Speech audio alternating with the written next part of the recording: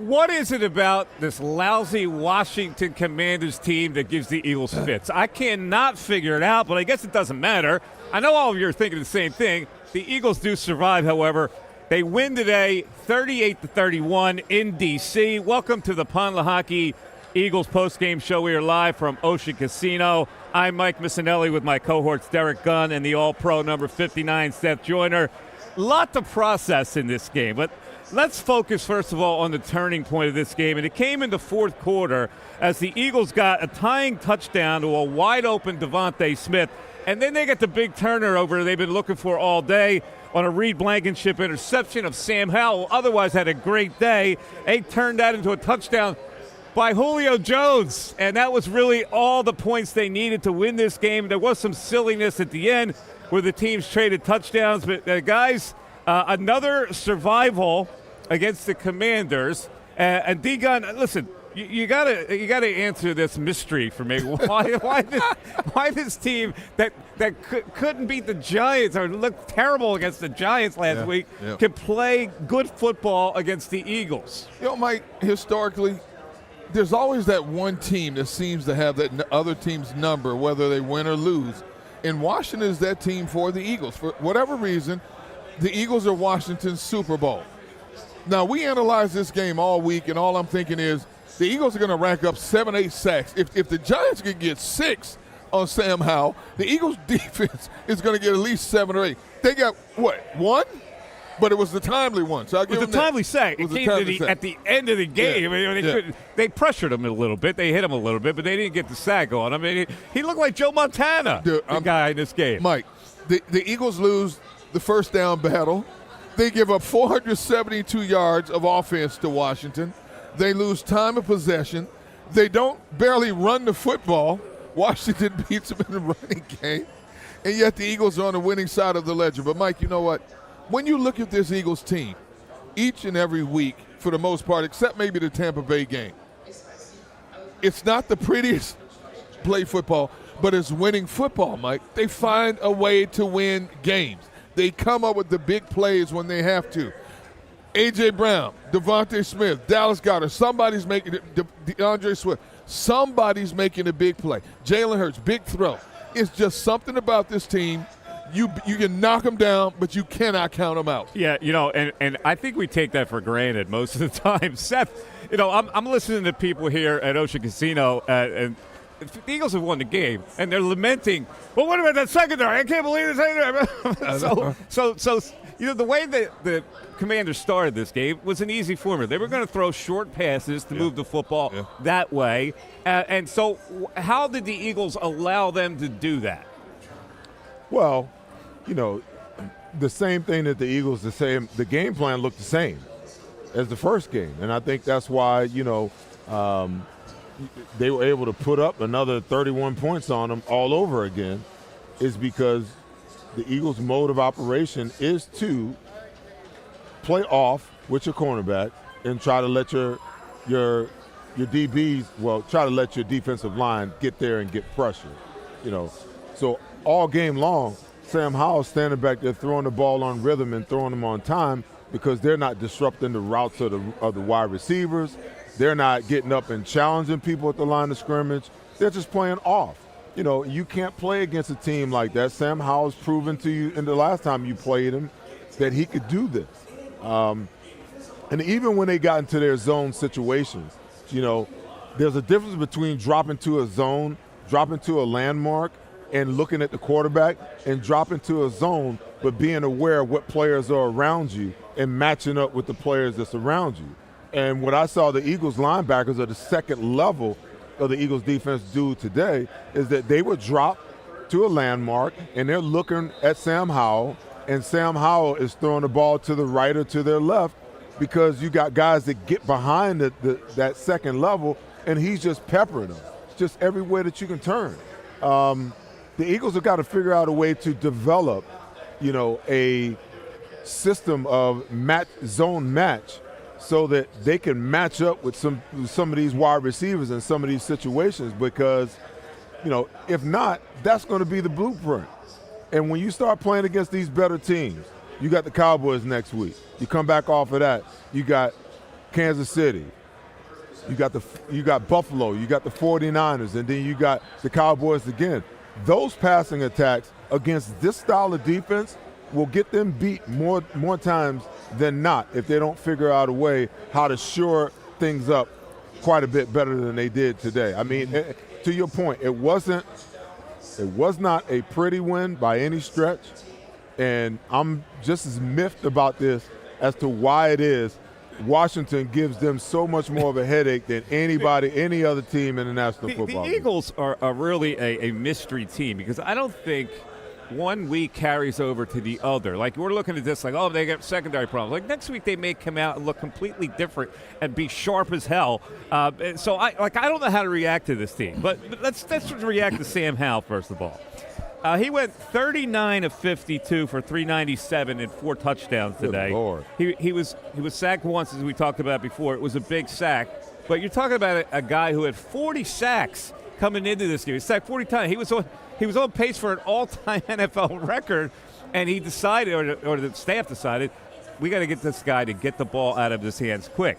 And they did it. Now, at one point, the Commanders took a 24-17 lead. It was the fourth quarter when he hit Logan Thomas for a TD on a 3rd and goal situation, and he got inside Blankenship. Blankenship would come back and make a big play later. At that point, D-Gun, Howell was 33 for 39 for 304 and 3 TDs with 0 sacks. And the Commanders, terrible on third downs all season, were 7 of 10 converting third downs, and they had the 24-17 lead. Yeah, you know what? They have been chastised for so long as an offensive line for being so porous. You know, usually when you have a bad game, coaches make adjustments, in this case line adjustments, line calls, sliding the line protection one way or the other. But because this offensive line was so bad and they've had so many injuries, basically whatever they tried just didn't work. And the Giants exposed them last week. So whatever line changes, line calls they made for this week against one of the best pass rushers in the National Football League, it decides to work on this particular day. I mean, at one point, Sam Howell was like 18 of 19, and I'm thinking, is this dude Joe Montana or what? He was picking that defense apart, Mike, and this is what's scary. If Sam Howell is picking this defense apart like this past defense, you don't think somebody else is going to try to duplicate this with better personnel, better quarterbacks, better strategy? Eagles can win a shootout, but you don't want to have to rely on shootouts each and every week. You just don't in this league because that's more detrimental than good for you. Yeah. But I don't think we're happy that Howie goes out and get Kevin Byard. I don't think the pass defense is going to be any better than what we saw. I really don't. You know, and it's a good point because we keep going back to the fact that they had to play some young and inexperienced guys. But they had Bradbury and Slay in the game today, and they had Byard. Listen, he's only been there for a couple of days, so I get it. Right. But they should have been, at least when you look on paper, a little more solid back there. So I guess it is a cause for concern. But again, like this team, I wipe away one week to the next because the next week they could come out and play like champions. You don't know. And Mike, here they sit at 7-1. We sit here and we scratch our heads. How did they get to 7-1? But you look at the numbers they put up offensively. You look at the big plays they make defensively. They were the best run defense in the league, as porous as they were in the past game. They're the best run defense in the National Football League. All right, Seth, you want some good and bad? Let me give you a little good and bad. Right here's the good. A.J. Brown sets an NFL record today with his 6th straight game with 125 or more yards. The guy is just a flat-out monster out there. And Devontae Smith had an incredible game. The bad, 2 fumbles lost inside their 5-yard line. Yes. And they still win this game. You know, I'm telling you, the Eagles are a turnover machine. You know, they started off protecting the ball early in the season, and the defense was on pace, you know, with almost 2 to 2.5 turnovers per game. And now it seems like the Eagles are leading the way. Every single week, you got 2 to 2.5 turnovers by this team every single week. And it's like, what is the message that Nick Sirianni is sending this team? Because as a head coach, I am livid right about now because you can't turn the ball over at the clip that they're turning it over and expect to keep winning. They are lucky to be 7-1 as many times as they've turned the ball over the last 3-4 weeks. They've defied the odds. You know, it just doesn't make any sense whatsoever. You get Gainwell down there to begin with. He fumbles the ball. I mean, the Eagles could have easily scored 45, 50 points today if they don't have these 2 turnovers down in the red zone. But it makes no sense whatsoever that you're not protecting the ball. It makes no sense whatsoever, for Jalen Hurts not to secure the ball in a tush push. How many times does he run that play? On the goal line, and you fumble the ball in a tush push down on the goal line? I just, see, these are the things that continue to worry me. And I talked about it last week, how, like you said, I'm trying to sit back and I'm trying to just enjoy the fact that this football team has only got 1 loss and enjoy the fact that they're playing as well as they're playing. But the fact of the matter is, I've been around this game way too long, to not be aware of the circumstances and the situation. How you play from week to week is essentially a preview of how you're going to play in the most critical of times, especially how you play when you're under pressure. Because when you're under pressure, you always revert back to those things that you do, when you're under pressure. So at what point in time are we going to get that version of the Eagles that don't allow these pressurized situations, to put them in this position? Here's a concern of mine watching this game. It's obvious that Jalen Hurts is hurt, and he's hobbling around now. Oh, wait, Mike. Oh, there's too much being made of this. Jalen's not hurt. There's not too much being made.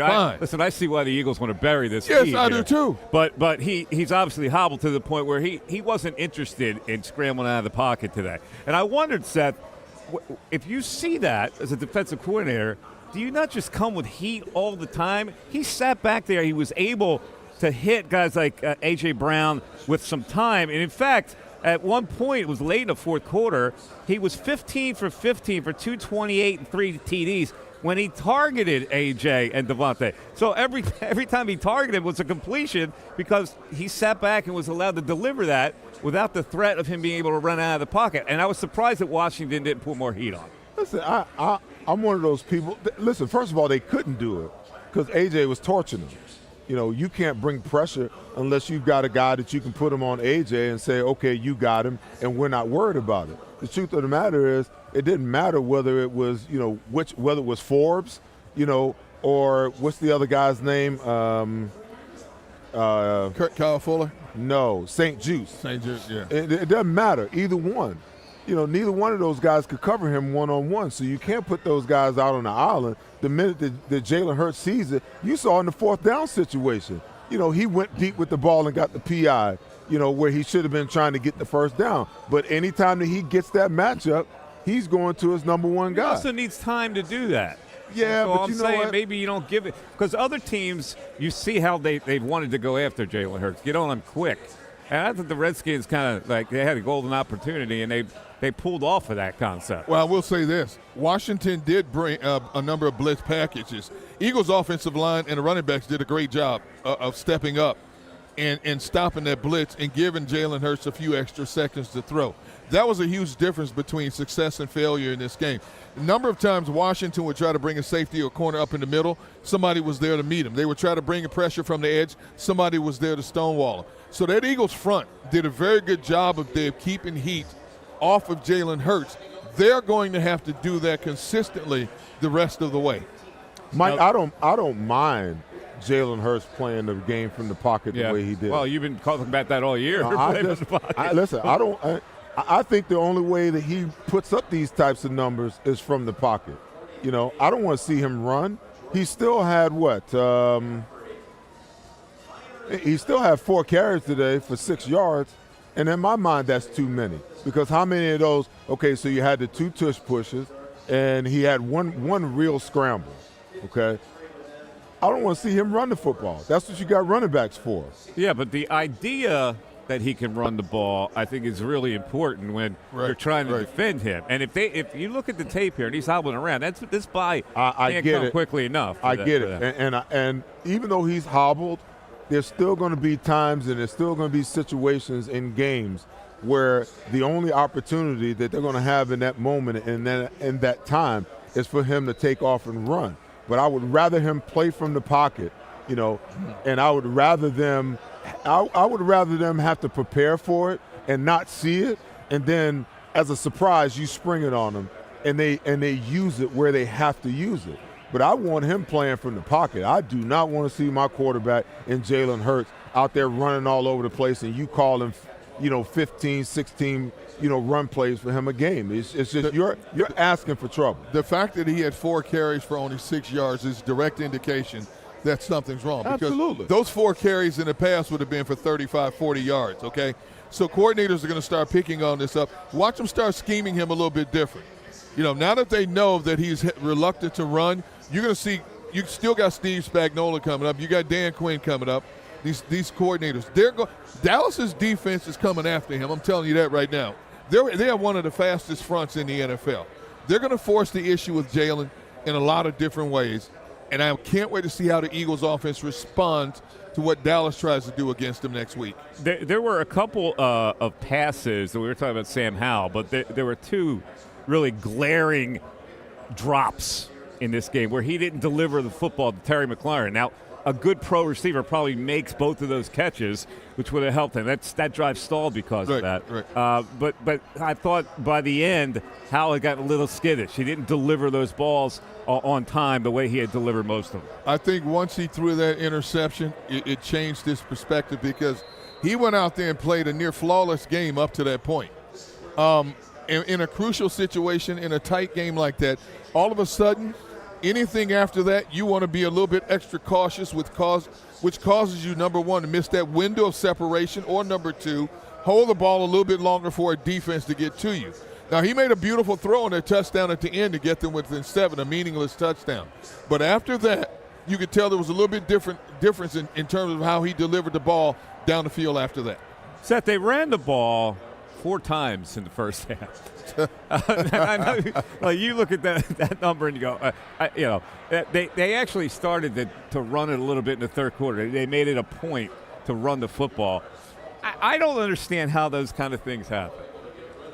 Well, because it's their initiative. It's like I said, they want to throw the football. There's just no doubt about it. And they firmly believe that if they throw the football enough and they get enough of a lead, that they can get to a point in the fourth quarter where they can run the ball and run the clock out. I mean, they got down after they went up by 7. They had to turn around and give the ball back again. Why? Because they ran it on first down. They got 1 yard. They went incomplete on second down, incomplete on third down, and they had to punt the ball. And then here we go all over again. And the only way that they really get the ball back again when they go up by 14 is that Washington turns it over on down, and then they run it in, for the other touchdown. But it's just they are defiant in a way, to the fact that, they need to and should run the football. It's very peculiar, but everybody who's watching at home is saying the same thing. You look at social media. Why did they run the damn ball? Why did they run the ball? They just run the ball. And Kenneth, they gave the ball to Kenneth Gainwell before they gave the ball to Swift in the first half. He got crushed. Well, when it's 7-0, 7-3, you still run the football to control the clock. Now, when it's 14-3, you understand. You're trying to get back in the game in a hurry. But it's 7-0, 7-3. The fact that they still only had 4 carries is inexcusable.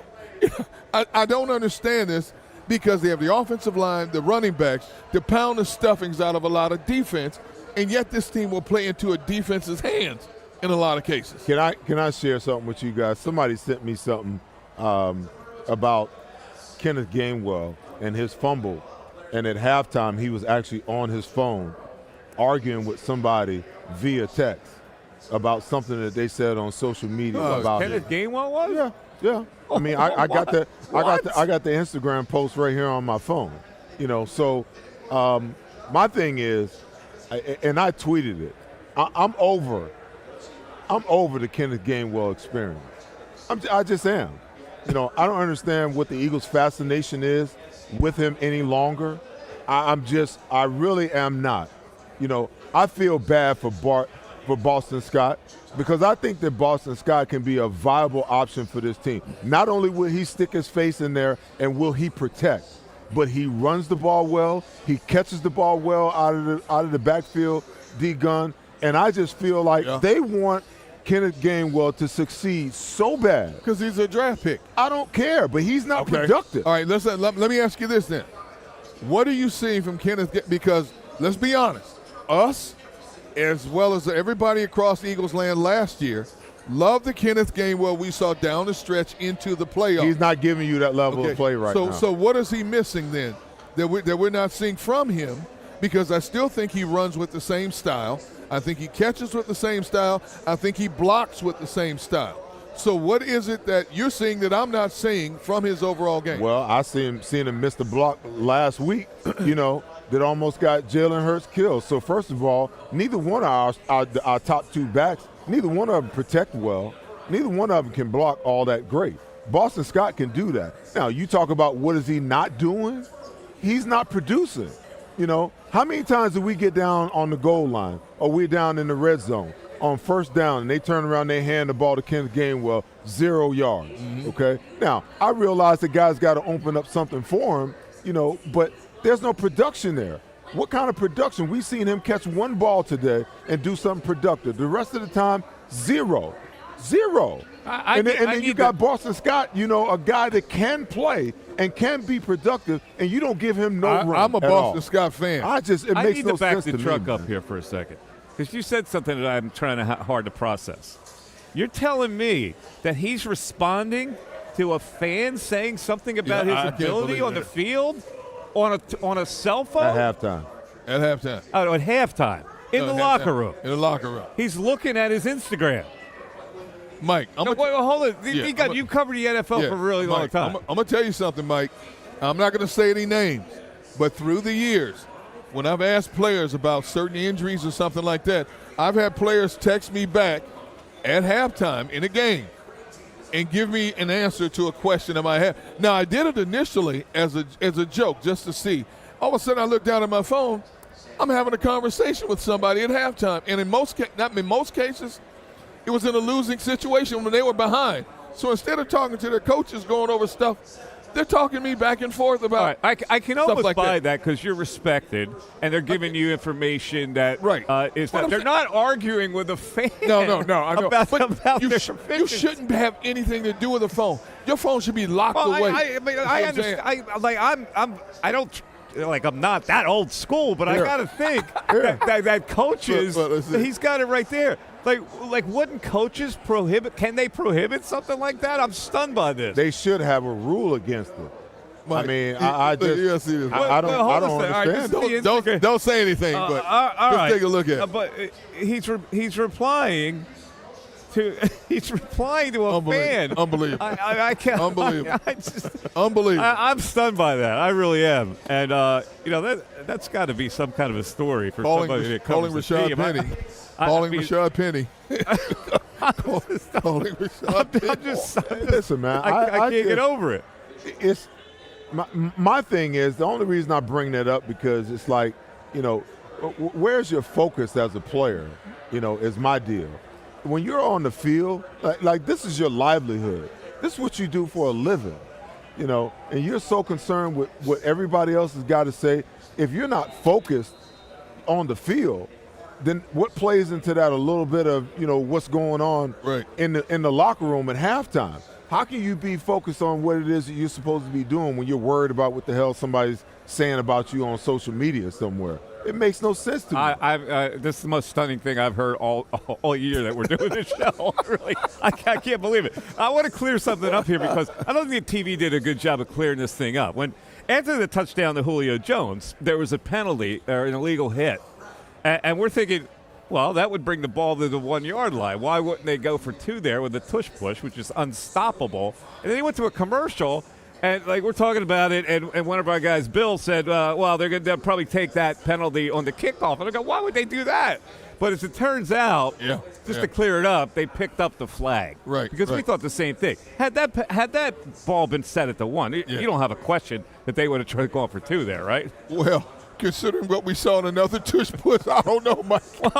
No, but I agree with you 100%. Yes, there's no question you go for two in that scenario because nobody can stop that thing, right? Yeah. And that makes a difference in terms of how the game flows. So you're right, but the fact that the refs picked that flag up, you have to take the extra point. You just have to take that. No, I get that. And that put them up 31-24. Now, they wound up going up 38-24, and we're just kind of checked out at that point. And they let the Commanders come down the field, score a touchdown to make it a little crazier ending than it should have been. Interestingly enough, the betting line, I love the betting line, Seth. You know that? Here we go. The betting line on this game was what? 7.5. Wow. Yep. Right? So if you played the Eagles, you're not very happy at that point, right? You bet the Eagles because they allowed the Commanders to come back and score a touchdown. That's crazy. So my prediction on Thursday, when the line was at 6.5, I said take the over and the 6.5 with the Eagles. So if you'd have bet it early in the week, you'd have been fine. That was the winner. Win a chicken dinner. But you talk about the bad beat of people waiting to the end of the week to put their bets in when the line goes up. You just got crushed by a half a point. All right, the Commanders were up 17-10 at halftime, but they were up 14-10. This is how bad the Commanders are usually, right? They're setting up for a 55-yard field goal, right, for Joey Slye. They get a false start. So that brings it back to 61, and we're going 61. They just took themselves out of 3. The guy bailed them out by kicking a field goal from 61. Career long to make it 17-10. So at that point, I'm going, it's a matter of time before this team gives it up. And so the Eagles' first drive in the second half, they start running the ball again, and they got a pass interference call on A.J., and there it was, all set up for them with the tush-push, and they lose the ball at the 1. And you're thinking, could this be one of those games? Like the Jets game. Yes. I'm like, that's the NFL for you, man. Every game, every day, it's like a different scenario, man. You can't script this stuff. You know, some people will say, man, the NFL is fixed. It's scripted. No, it's not. No, it's not. Now, I know somebody close to me who said the games are fixed. I'm not going to say any names, but I just asked potentially, you know, when you look at how some of these things transpire, like what's the chance that Sam Howell's going to throw that touchdown to the end zone? Like, come on, man. Right. I mean, what kind of coverage are you in that you allow that to happen with a minute left on the clock? Come on, man. You know, so I mean, sometimes, you know, it really makes you wonder when you look at how things, you know, transpire. But as a player, I know full well, you know, there ain't no script. That guy's trying to take my damn head off. Yeah. A script. You know, you're out of your mind if you think that's happening. You know what's funny? With all the rule changes that have taken place in the NFL, the one constant is, the one thing I hate about this game is, in general, is when defenses go to that prevent defense. Because you just let people walk down the field and get themselves back in the game. And, you know, we can talk about all the kickoff change rules and the coverage and the strike zone. That is still an integral part of football, is allowing teams to walk back downfield. And then, of course, you don't know what's going to happen with a fluke, onside kick, anything like that. I hate that aspect of the game. I understand the necessity of it at times, but I hate that aspect of the game. And sure enough, they don't walk down the field and kill the betting line, Mike. Well, you know what the problem is, D-Gun? The problem is you don't have very many defensive coordinators left in today's game that really has, you know, that really has some cojones. Right. When it comes to, you know, how they coach the game. Right. You know, it's like I'm trying to remember what game it was last week where the 49ers. Yeah. Where Steve Wilkes was called into question because he called a blitz at the end of the game. Right. And the opposing team, you know, actually made a play. Now, my thing is, okay, am I supposed to play it conservative or am I supposed to play it more aggressive? Because if I play it conservative and the team systematically moves down the field and all of a sudden they score, what's the difference? Right. You understand what I'm saying? Right. So it's like, you know, everybody's so afraid. If I got the elite of the elite athletes on the field, right? Okay, if I can't trust them to put their manhood against their opponent to get the job done, then what the hell am I doing? Yeah. You know, what are they doing that's out there? They're on the field making millions of dollars, and you're calling defenses to protect them from giving up the big play? You know, stand up. stand up and play the game. Stop being afraid. And I'm telling you right now, people just don't understand it. People just think that, all Seth want to do is blitz, blitz, blitz. Oh, he's living in the Buddy Ryan days. That's what I say. No. He gone. I'm just playing, man. No, what I'm trying to tell you, Yeah. I know this to be factual. If you look at every aggressive team, Right. okay, you look at every aggressive team, what sets them apart from passive teams is their mindset and the mindset of their coordinator, okay?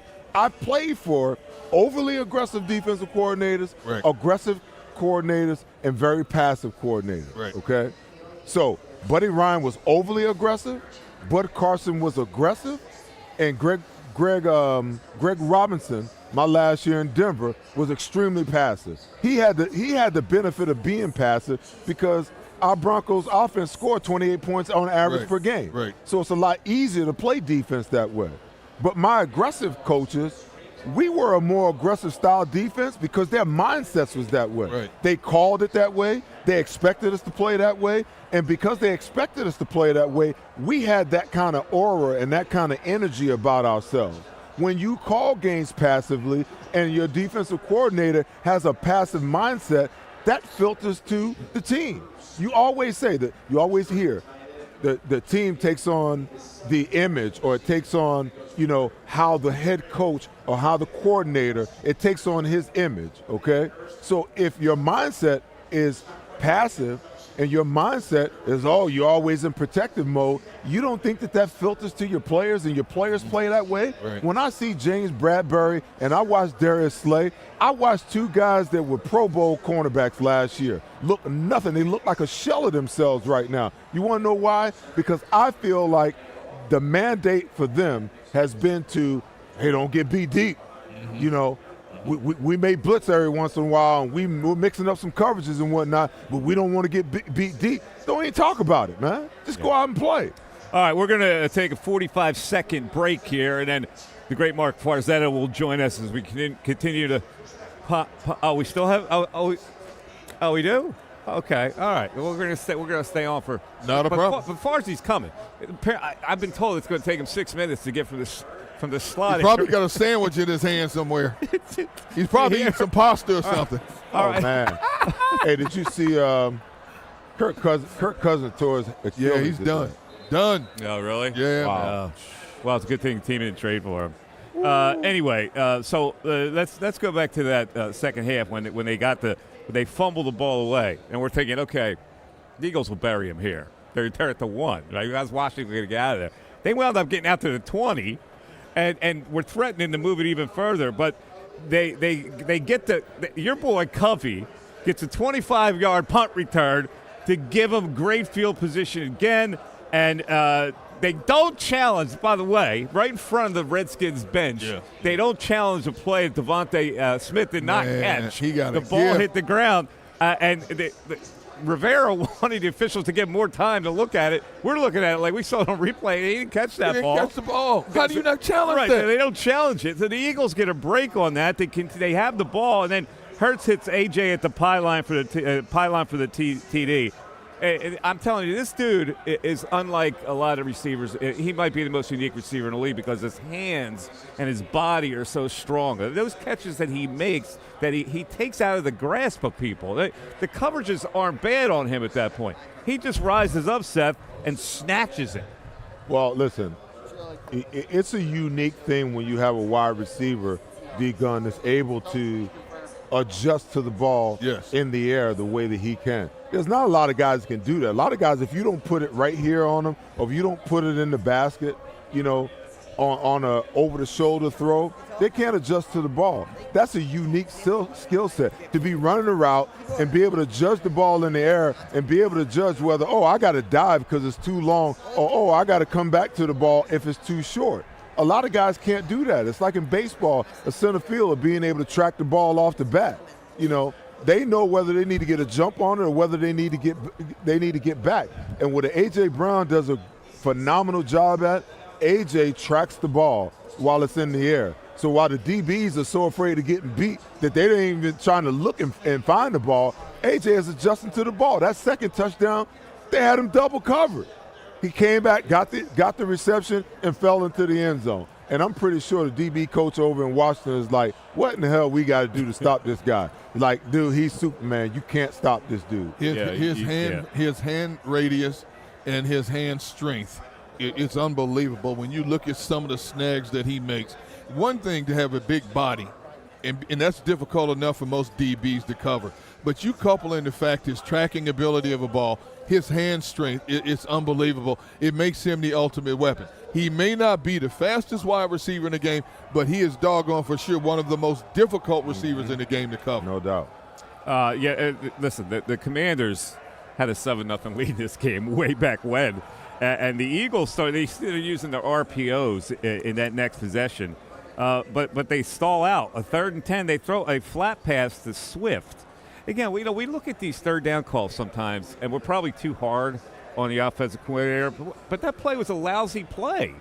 Now, they wound up getting 3 points out of it. What do you mean we're too hard? Are we too hard on them? Well, let's look at that play, that flat pass to DeAndre Swift there on the 3rd and 10. It wasn't there at all. You can't throw that ball if it's truly your – now, listen, if the intent is to throw it, to get some yardage and then punt it, and sometimes as a coaching staff, yeah, that's your intent, then that's fine. But if your intent is to really get the 3rd down, you can't throw that ball there unless that's your last option. You just can't.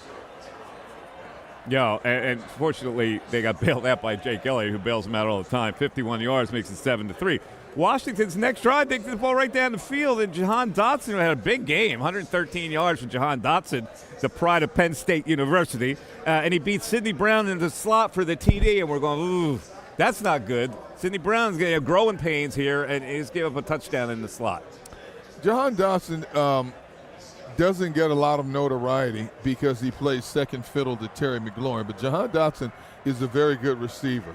And, of course, when you have a young, flourishing quarterback, your numbers are going to suffer because he's still trying to find his way. He's not getting you the ball with that type of frequency. But when you looked at that matchup, you have Jahan Dotson, who's an experienced vet, against a very talented young Sidney Brown, who's going to make plays. He's also going to give up plays, and that was the case where he gave up a play. Yeah. He'll learn from that and move on. Anyway, the Commanders are up 14-3 at that point. The Eagles look like they're going to score a touchdown, make it 14-10, and that's when we got the Gainwell fumble down at the 3, and Washington recovered at the 7. All right, we're going to take a breath here, and on the other side, Mark Farzetta will join us with his analysis as the Lehocky Eagles postgame show live from Ocean Casino continues after this.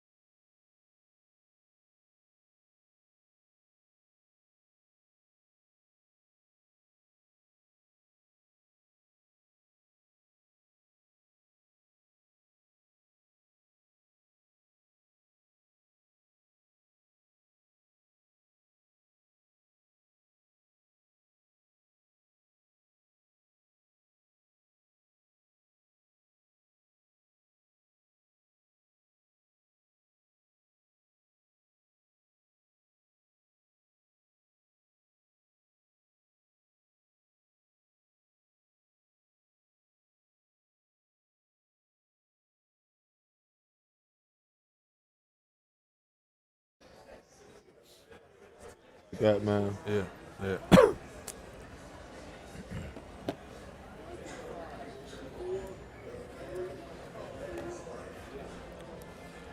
It is the Lehocky Eagles postgame show live from Ocean Casino, and the Eagles win today 38-31 against those always pesky Washington Commanders. I don't know how they're pesky, but they are against the Eagles. And A.J. Brown with another all-world day today. Sam Howell had a good day until the end.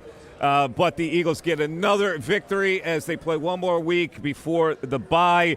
Let's bring in our man Mark Farzetta now with the player you can bank on, presented by First Trust Bank. Farzy, is there any doubt that the player you can bank on is the man with the strong hand? It's the easiest decision that we have to make on the postgame show, and that's the player to bank on, and without question, that's A.J. Brown. I mean, you got 6 consecutive games now, 125-plus yards, as we all know, and he's doing it in so many different ways as well. One-hand catches, physical catches, getting separation, catching in traffic. Nobody in the history of the NFL has had a run like he has had right now, Mike, and it's absolutely incredible. Credit goes to Howie Roseman for what he was able to do to bring him in last year. Credit goes to Jalen Hurts for consistently finding that target, getting Devontae Smith involved. But watching the consistency from A.J. Brown has just been a joy to watch this season. The man is a walking, running, catching cheat code right now for the Philadelphia Eagles offense. I like it. Cheat code. Love that. All right, so Jalen today, 29 for 38. That's pretty good numbers. 319, 4 touchdowns. He got sacked for 2 times for just 4 yards. But his rating, 135.7. Now, we haven't really gushed over Jalen in the first segment, more over A.J. Brown. But those are pretty good numbers for a guy who's hobbling a little bit, right? Uh-huh. Very much. And you saw him start to limp upfield a little bit. You really saw him find that next level today. You saw a lot of struggles in the early goings, throwing behind Dallas Goedert like he did in the early going of the ball game. Then he was able to rally and just play strong and started to find some consistency with himself. Also, a wide-open Devontae Smith. I mean, sometimes you're almost too wide open, and he just hit him right in stride back into the end zone for the touchdown. So everything right there was clicking on all cylinders in the second half for Jalen Hurts. It was good to see him be able to make adjustments in his game in that second half, unlike what we saw in the first half. That's the interesting part about Washington and why I don't respect them. Because they'll allow something like that. The Devontae Smith, they're just going to let go by and be wide open. Zacchaeus. It was Zacchaeus underneath, too. Exactly. They stayed with Zacchaeus, Mike. Like, it's not bad enough a false start on a 55-yard field goal to make it 61. Now, this guy here, we don't have to pay attention to that guy. Man, no. and he's wide open. That fake bubble screen, it's not like they have a whole bunch of success with it, but it's like eye candy for these cornerbacks. They see that guy step up and move back. They're just like foaming at the mouth, or I'm either going to get an interception or I'm going to make a big play. Shoot, he just runs right by him.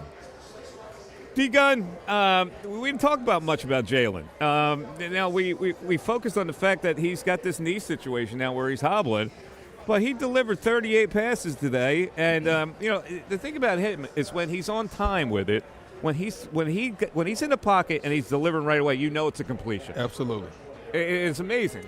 Well, as we've talked about all season long, he came a long way from 2021 to 2022.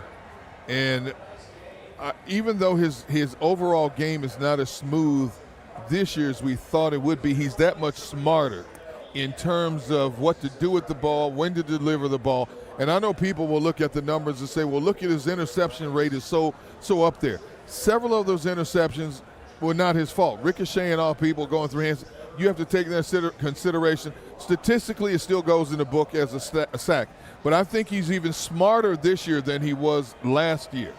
But when you look at how jagged at times his overall production is, I have to give direct credit to the collection of coordinators he's playing, because they constantly talk about, we're seeing looks that we haven't seen on film.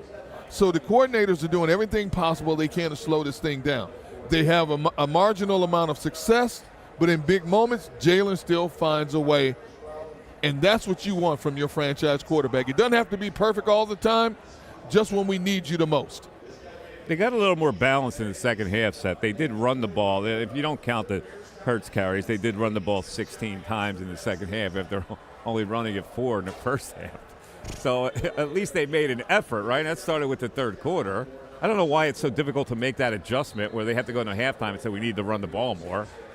Usually it's reversed. What's going on with that? They just don't want to run it, man. They honestly. But they did in the third quarter. They realized that we have to balance out here. Well, why don't they figure but that that's out what I always on say. the fly adjustments? I always say it. Their go-to when everything else fails is to revert back to the run game.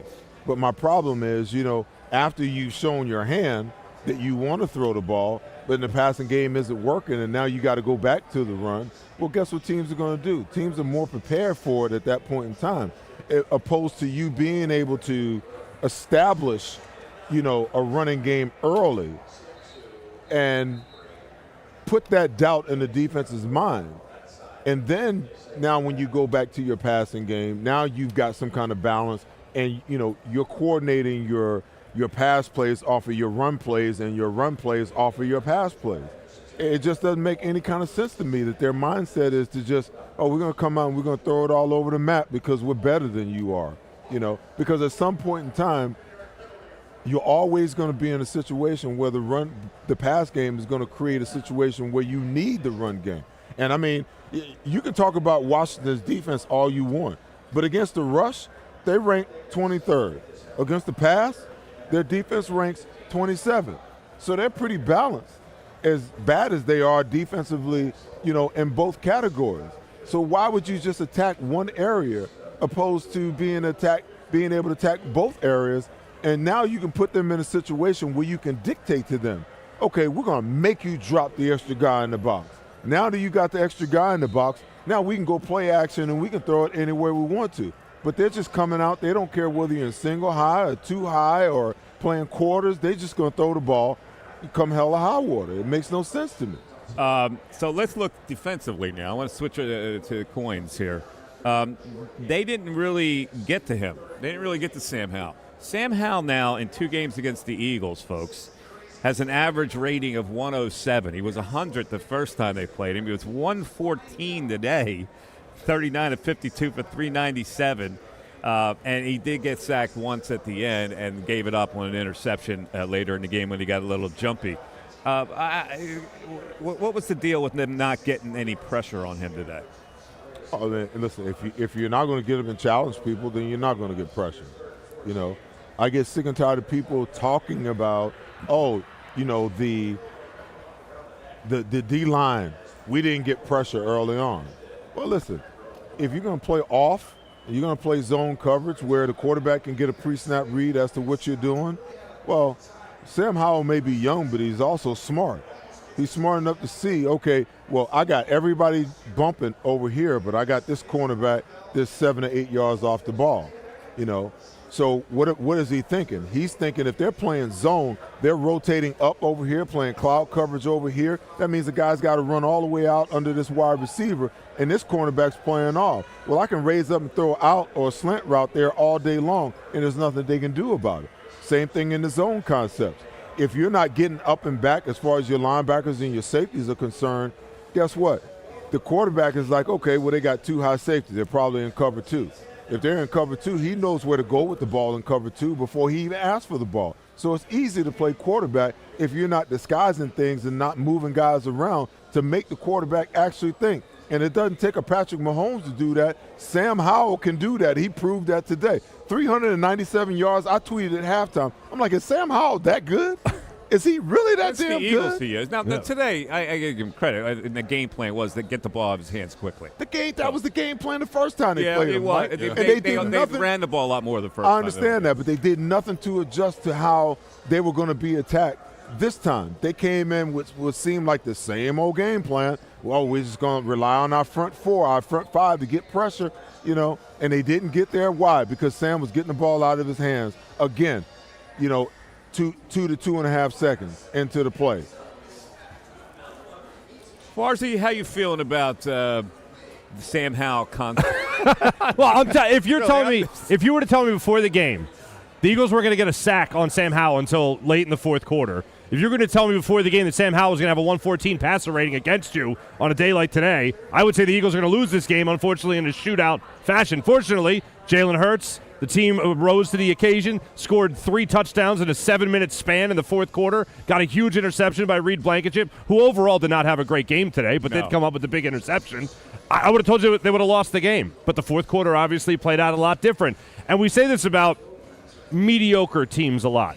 But you could say this about the Eagles in a lot of their games this year, and I don't think in any way, shape, or form they're a mediocre team. I think they're a very good football team. 7-1 kind of proves that, but they continue to find ways to put teams away, with the one exception. And I don't think that should be lost on anybody through this. Continue to find ways to win ball games. You're going to come up, make that the last-minute turnover like last week, do it again this week, and that puts teams away. And if you just hang around, even not playing your best football, against a team like the Washington Commanders, you could find a way to win that game. It's going to be a little bit more challenging next week against the Dallas Cowboys. Turned out not to be that big of a difference against the Dolphins, who are another upper echelon team. But they just continue to find a way to make sure they're in it at the end in a position to win. Farzi, I agree with you, and it's not lost on me in the least little bit that the Eagles are 7-1.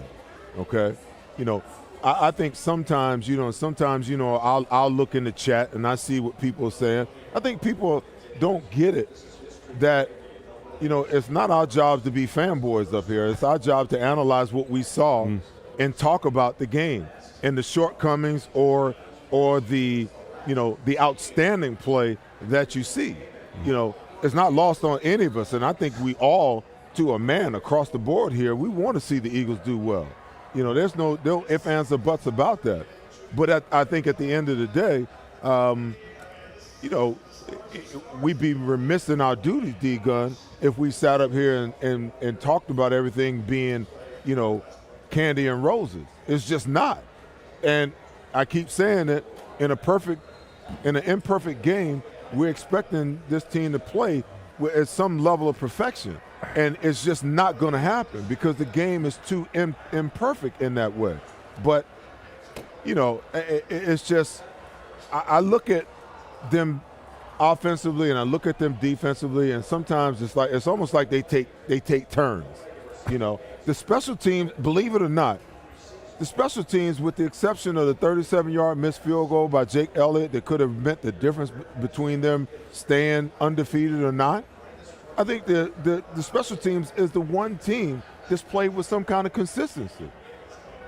When the offense hadn't played well, the defense over the last 2 weeks has been lights out. The defense no-showed today, and all of a sudden Jalen Hurts in the offense just showed out again today. So it's almost like they're ham and egging, week after week after week. And again, it's not lost on any of us sitting up here, the fact that this team has the best record in the National Football League, okay? But it's also our job to analyze, what we're seeing as we watch this team, and the fact that, I'm not ball-headed because, I just want to keep it ball. This team sometimes I'm more gray-headed than I am ball-headed, and that's because of the Eagles. That's why I keep it gray. Well, I will say I stopped when it comes to shows that we do. I stopped looking at social media a long time ago and chats because people are just out spitting venom just for the heck of it. Right. So I don't pay attention to them. They don't listen to what is being said. They twist what you say to meet their own narratives. Number one. Number two. For as good, why are you grinning? Because I just find what you said funny. Well, because that's what they say about us sometimes too. That we're twisting things and making our own narrative. Okay, but I understand what you're saying. You know what? To each his own, right? To each his own. But I will say this: for this team to be sitting here at 7-1, and you look at the collection of coordinators they have played up to this point. You've looked at teams that have had the entire offseason to analyze, dissect, and break down this Eagles' potent offense from last year to this year. And for this team to still be putting up the kind of numbers they put up, as inconsistent as they've been. For individuals like A.J. Brown to be putting up the type of numbers he's putting up consistently week in and week out says a lot about the cohesiveness, the continuity, and the individual athleticism of what Howie Roseman has put together with his organization. Because we sit here talking about, you look at some of the more creative offenses in the National Football League, what's the first thing they do? Motion, constant motion. Kansas City, San Francisco. This team doesn't use a lot of motion. They just line up and say, stop us if you can. 9 times out of 10, you can't stop this thing.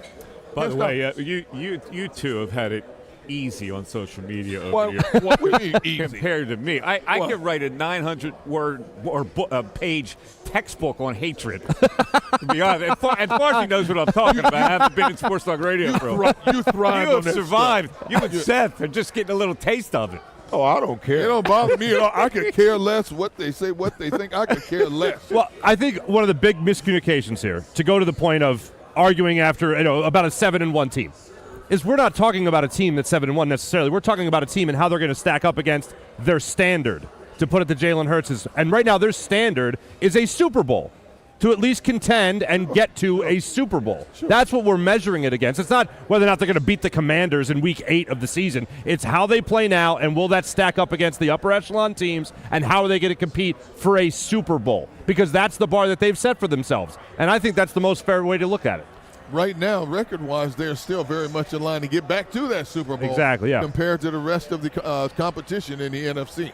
I'm looking at social media right now, and Dave Zangaro, who covers the Eagles, says he quotes Jalen Hurts, who was asked about his knee. Again.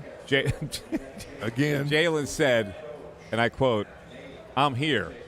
That was it. That's all he. He's not going to tell you anything, man. Just like when he was asked last week, what did he say? We'll see. We'll see. He's not going to tell you anything. No. He just didn't put the rest of the quote to it. What's the rest of the Started quote? from the bottom. Now he's here. Oh, there you go. He's here. He ain't going nowhere. We saw a couple of times him limping off the field today. It's understandable. Well, you can tell he's hobbling. I mean, he didn't even have a mindset to run today. I mean, you can tell it like when he wants to squirm out of there and get. I promise you this: he will have a mindset to run next week. I promise you that. Yeah. He will be running next week because I'm telling you, Dan Quinn is coming after. I'm telling you. Dallas, their game plan next week, D-Gun, has to be get to Jalen. It has to be I'm talking about the Eagles. The Eagles game plan next week has to be to run the football early. Yes. Okay. Yes. And then when you're going to throw it, it needs to be the short game. And they're going to have to be patient enough, to take what they're given. Because if they sit in that pocket next week against that pass rush, and against the blitz package that Dan Quinn will bring to the table, realizing that you've effectively eliminated Jalen Hurts' running ability just because of the injury, it'll be a long day for the Eagles in the link next week. Absolutely. JAKIB Sports, who tweets live with us as we're doing our post-game show here, has just tweeted out the Seth comment. Here we go. I'm over the Kenneth Gainwell experiment. I don't understand what the Eagles' fascination is. I already tweeted that out at halftime. Oh, you kidding me? Your boss has just laid you out again with that one. Listen, if I tweet it, it's fair game. Just as long as you tweet it in the context that I meant it.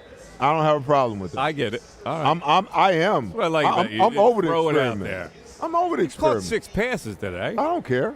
I don't care. You can't fumble that ball down there, okay? And if you're going to be the number 2 guy that came into this year that was expected to be the number 1 guy until they went and got DeAndre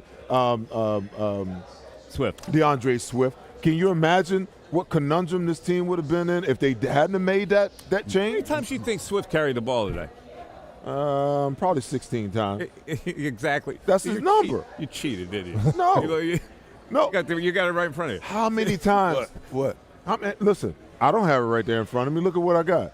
I can tell you. Listen, I know because I know what the Eagles' mindset is. That's more than I thought he carried it, frankly. The only reason he got 25 carries in that game, in that Tampa game, was because Kenneth Gainwell was hurt, and they had no other option. I'm okay. They want their star running back to touch the ball no more than 16 to 18 times. I'm with that, right. but that also brings in the fact they need somebody else to carry the football. Now, if Gainwell can't do it, they don't seem to be that confident about Boston Scott. They've got a dearth there. It can't be a confidence thing, man. That dude's doing nothing. He protects the ball. Boston Scott doesn't turn the ball over. Why don't they use it? I don't know. We have no idea. First of all, when it was announced that Boston Scott re-signed with the Eagles, I was shocked back in the spring on a 1-year deal for the low amount of money he signed for because he's still very much in his prime, not an overused body. And if I'm his agent, I'm telling my client, you look at the limited numbers that you put up in your tenure in Philadelphia. They've been good, productive numbers, not just as a running back, but as a pass catcher and a returner. We could parlay that into something a little bit more lucrative, maybe not more than $5 or $7 million. But the bottom line is you would have more opportunities to showcase your skills, which could help you in the long run. When he signed for a little over $2-3 million to come back here, I'm thinking, are you kidding me? You're always going to be buried on the depth chart here. Why would you come back here? And he talked about how comfortable he is with the organization. Well, you only get one shot at this in a career. You're in a profession where the average lifespan is 3.5 years. You get one good shot to make some good money at this level, okay? And you decided to come back here to be the third or fourth back for the Philadelphia Eagles. Loyalty is one thing. Financial security is another thing. Yeah, but you know what the problem is, D-Gun?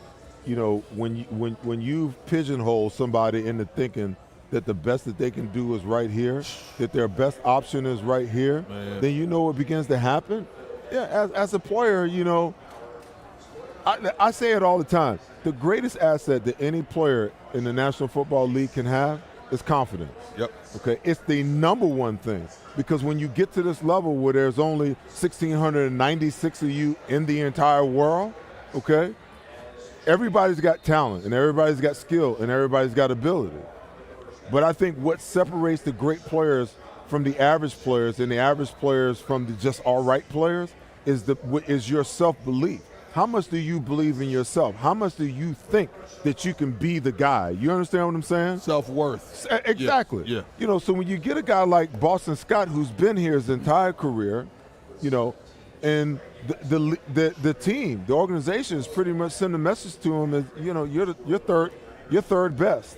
You know, you're a kick returner. Well, when it's time for him to shop himself on the market, what does he believe about himself? They're How going to does have he to see find himself? somebody that is reliable behind DeAndre Swift, and I agree. I believe they should blow an air horn when he gets to 15, and that's the end. But they got to figure out something else here. All right, I don't believe that. I do. I think that he needs more opportunities, because I think he's in the best shape. I don't know, man. He's in the best shape of his career. Your running back could be in the best shape. You're going to get bruised up. It doesn't matter. You got to understand he's playing for a contract next year.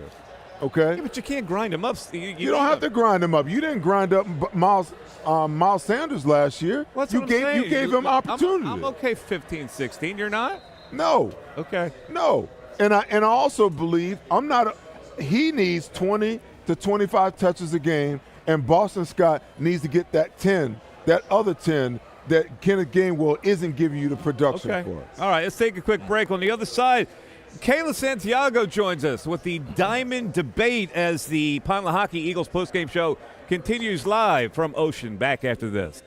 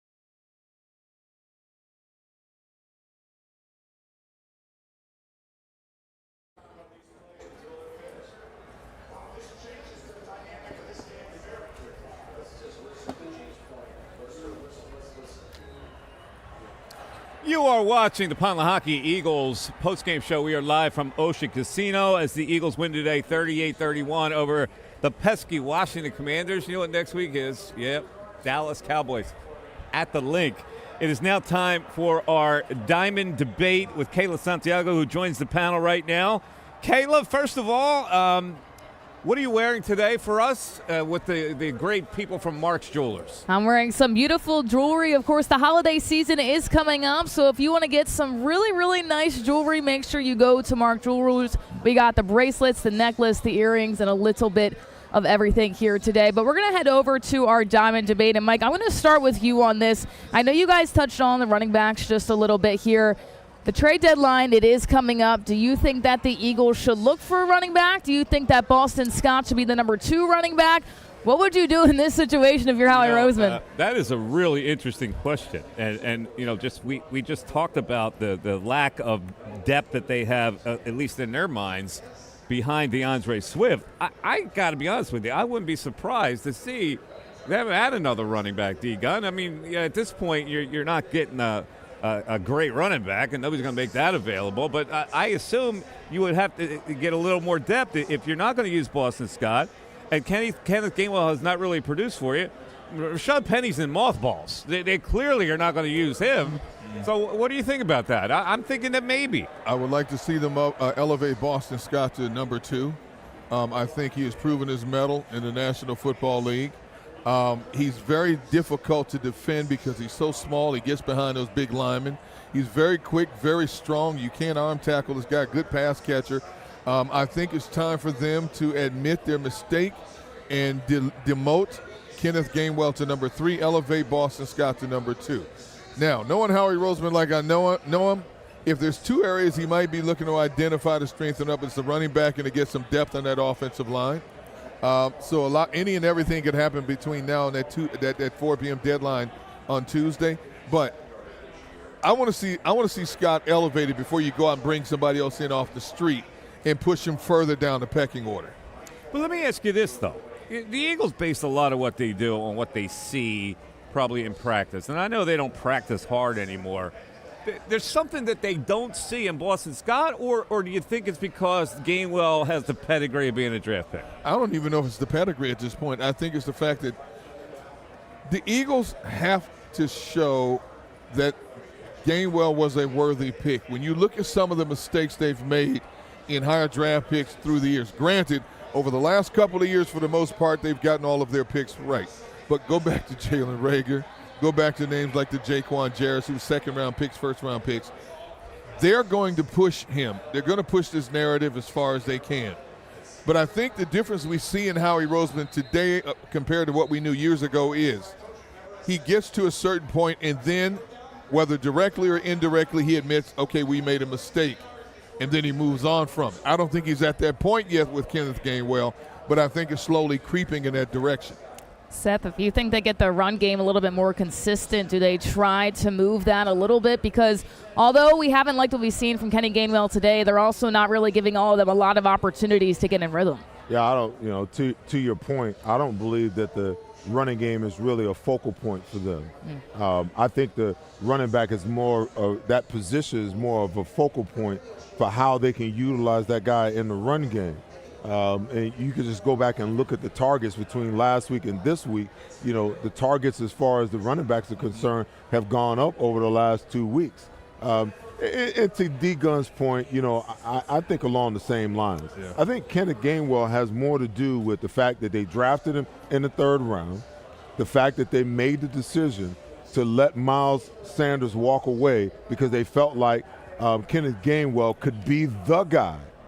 Because if you go back and you look, I don't think that they made the trade for DeAndre Swift until after the draft.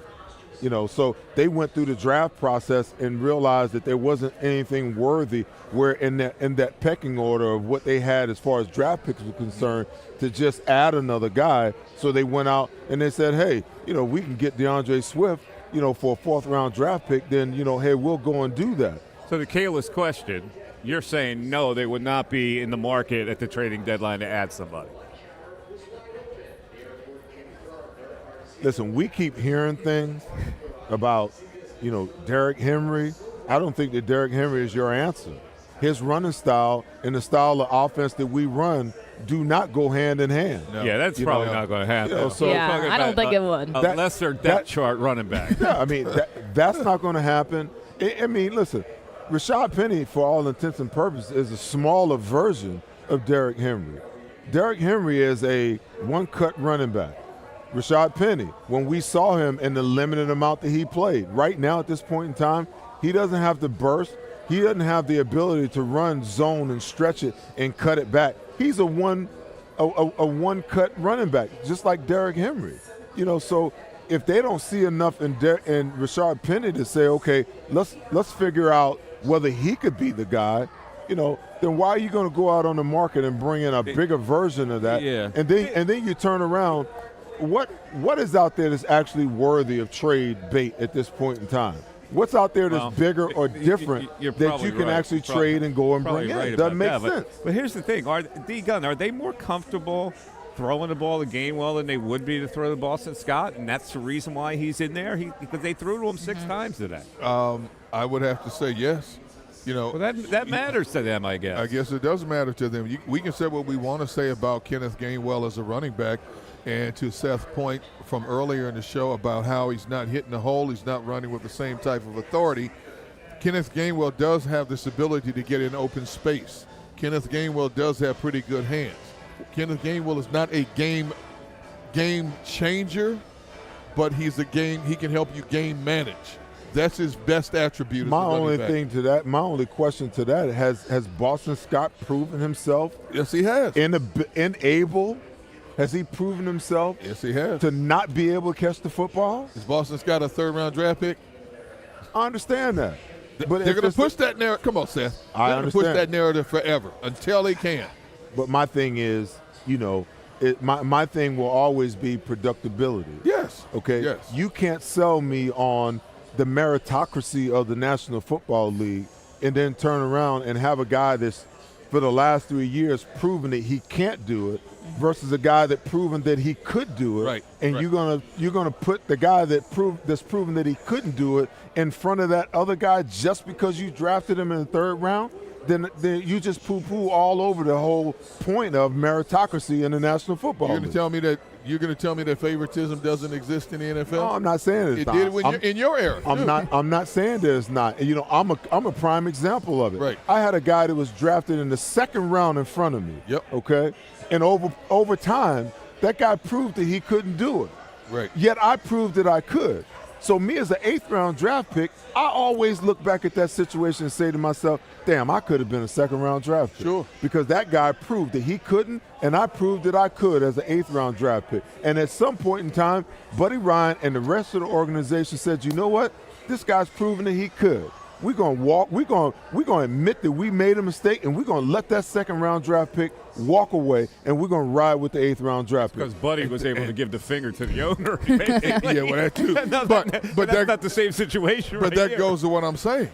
Eventually, they're going to admit that Kenneth Gainwell was not the answer. But they're not at that point yet. They do it too often. They're not going to get that point. They kept Jalen Reagor around here too long. They did. They kept Arthur-Whiteside around here Yes, too long. they did. How many other guys? I mean, I could go on and on with the list. Maybe Gainwell. And guess what? We're in the midst of it right now. It may be Gainwell at this point in time. We're in the midst of it right now. We're in the midst of it. Pick, though. Reagor was a 1st-round pick.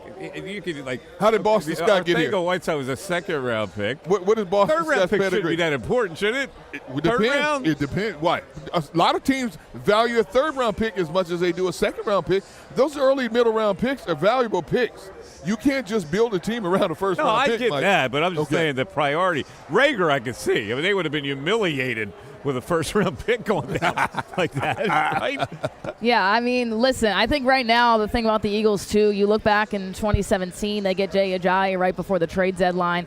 I don't think that's going to happen. I think there's other areas where they need to get better position people going for the rest of the season before October 31st. What do you guys think that they should do before the trade deadline is said and done? Well, listen, I still think that they need, offensive line depth. But I'm one of those people that believe also that, you don't have, a lot of time to develop somebody else's backup. I honestly believe that Gosh, what's the offensive line coach name, D-Gun? Jeff Stoutland. Jeff Stoutland, yeah. I think that he's developed his guys well enough that he probably feels good about the depth at that position. I still think that we can use some depth at the linebacker position. We only have 3 linebackers that are active every single week. So you're like 2 injuries at the linebacker position away from, being in serious trouble. As far as, and I know that we got Christian Ellis that's on the practice squad, but I still believe that we could use some depth there. Mm-hmm. You might be able to use some depth, at the cornerback position. But who's giving up a cornerback that's worth anything, right. That's That's not just a one-year rental. Right. So I'm more in favor of just staying pat or where we at and not giving up any asset. Yeah, I agree with that. But I will say that the linebackers weren't that good today. The Kobe Dean was not that good in coverage, and I don't think Cunningham played that well either. Well, hey, listen, that's always going to be their issue. But they had – we kind of forgot about it because they started playing well a little bit. Today they did not play well. Yeah, but this is why I asked the question.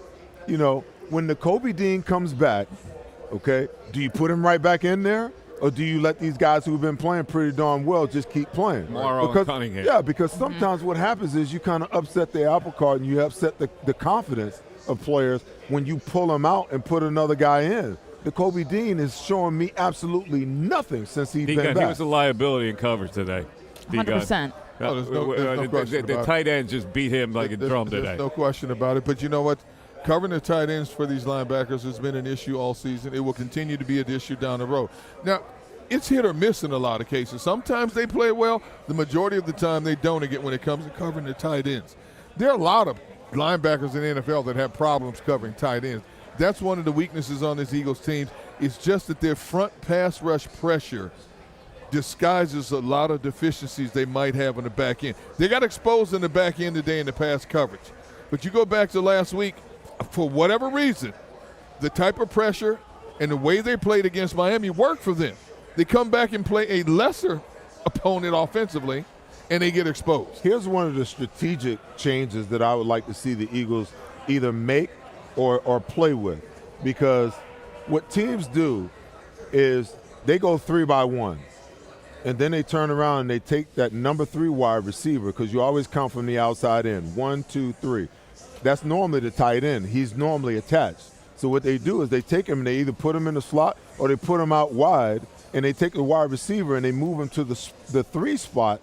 And when you go 3-by-1, what winds up happening is that linebacker, one of those linebackers, has got to wind up covering a wide receiver, which he cannot cover, which they get hurt quite a bit in third down situations with, okay? So what I'd like to see is them go nickel, okay, or go dime and be able to move the linebacker over and go man-to-man against the back on the weak side and take the dime backer and drop him in to cover. Now, that's where the chess match starts, because what teams are going to start to do is they're going to start shifting the tight end back in and then running the ball at that nickel backer, So there's this ongoing chess match that happens that the Eagles got to be able to say, okay, if they make that adjustment, then we'll just swap back. We'll put the DB back on the back and we'll move the backer back inside. Now, that's that chess match that happens. But you're going to continue to have this issue because teams have been doing this forever. They're going to go 3-by-1, and they're going to put that linebacker in a precarious position. If he's not very good at coverage, or he's that guy that's not willing to take a shot at that little wide receiver in that 5-yard area, he's going to continually have, pass coverage issues. All right, let's look ahead, Kayla. I want to get your opinion on next week, because here it comes. Here's the big game. The other team is riding high. They smashed the Rams today, 43-20, and they limited a quarterback who stays in the pocket, 13-22 today for 162 yards. Are the Eagles ready for this challenge right now? If they played like they did today, absolutely not. I don't think so. Now, if they played like they did last week, maybe they do. But I think there's a lot to work on. We talked about Sean Desai making such good halftime adjustments throughout this season so far, and we really didn't see that too much in this game as well. I think the Cowboys are a lot better than Commanders, especially on the defensive side of things too. So I'm going to sit here and say I'm a little bit worried. Now, I hope it's the opposite outcome. I hope the Eagles go out there and they're able to really show what they can do. But we just don't know what Eagles team we're going to get next week. And if I think they play like they did today, it's not going to be good. Seth, Dak Prescott, 25 of 31, 304, 4 touchdowns, 133.7 rating. And CeeDee Lamb went off. 12 catches, 158. How you feeling about next week? So let me ask you, what did they do in the running game? Because that's always a big deal for Ran the me. ball 26 times for 102. Okay. Tony Pollard with 53 yards on the carry. Anytime that Dak gets support in the run game, then he's going to be dangerous. So if you can take the run game away and make Dak have to throw the ball 40+ times, then you're in a situation where you're in an advantageous position. If there's a team that the Eagles are always going to get it for, that's going to be the Cowboys. So the team you saw today is not going to be the team that you see that takes the field next week. That's why you can't. That's why there's never a carryover. We even mentioned could it have been like a little look ahead? I don't know. You know, but Dak, for whatever reason, you talk about Washington giving the Eagles fits. Dak always plays well against the Eagles for whatever the reason. And I expect that, I think it's going to be a knockdown, drag-out fight next week. I can't wait to see it. I said it before, I'll say it again. You want to have success running against this defense, you run on the perimeters. That's what Washington did when they had success. You're not going to run between the tackles on this defense. You hit them on the perimeters, and they have a running back in Tony Pollard that can do some damage against this defense on the perimeter. The problem is the young buck got hurt today, Jalen Carter. Had a back issue. So hopefully it's just muscular and he'll be back in the game, next week. But the Eagles, again, they cannot stop the run versus the 4-man front. That's the thing that blew my mind is that Washington came out when they had the lead. That was the time for them to go straight in the run mode.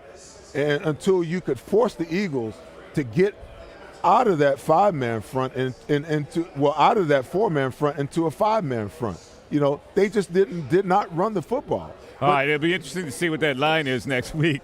Cowboys and Eagles at Lincoln Financial Field. Listen, don't go away because coming up is John McMullen, our guy, our ace. He covered the Eagles game for JAKIB Sports, and he will be live from Washington with his analysis of the Eagles' 38-31 win. So just sit tight and hang in, and you'll see John McMullen. For Derek Gunn and Seth Joyner and Kayla Santiago, I'm Mike Missinelli. Thanks for watching the Lehocky Eagles postgame show, and we will see you next week right here on JAKIB Media Sports.